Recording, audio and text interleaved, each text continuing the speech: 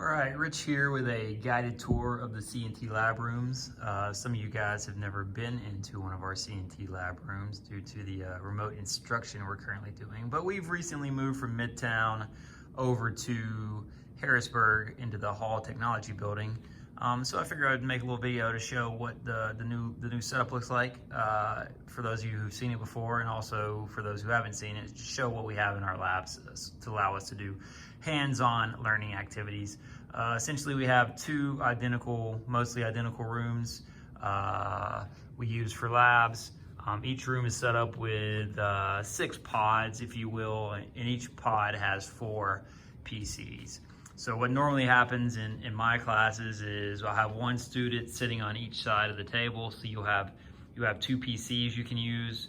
And then we have our equipment. So each table has a rack at the end of it. And in that rack, we have 2 sets of equipment. We have the top equipment, and then we have the bottom equipment, which is pretty much identical.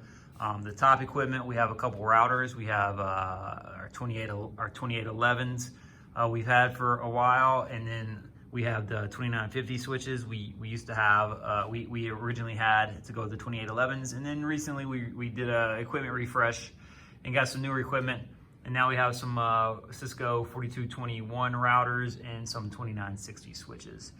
There's also a Netgear switch used for the voice over IP class labs, I guess I should say, used with the voice phones, because I think they do power over Ethernet, but I don't use those switches, so I don't really know.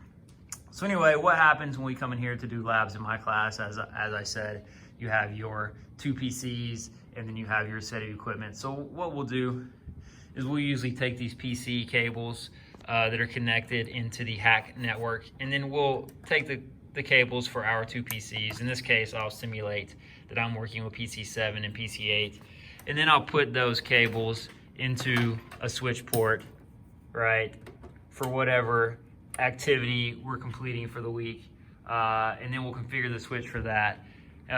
Oftentimes we need additional network cables, which those are usually stored over here on our room rack that I'll talk about in a few minutes. So to go along with our connecting our PCs to our switch, we'll then, connect our switch to, one of our routers,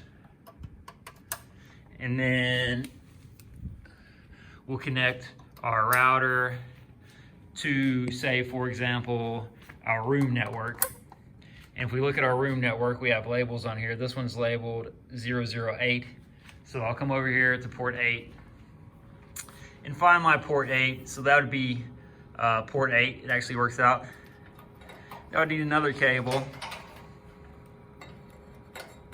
and I would go from port 8. Ooh, that's no good.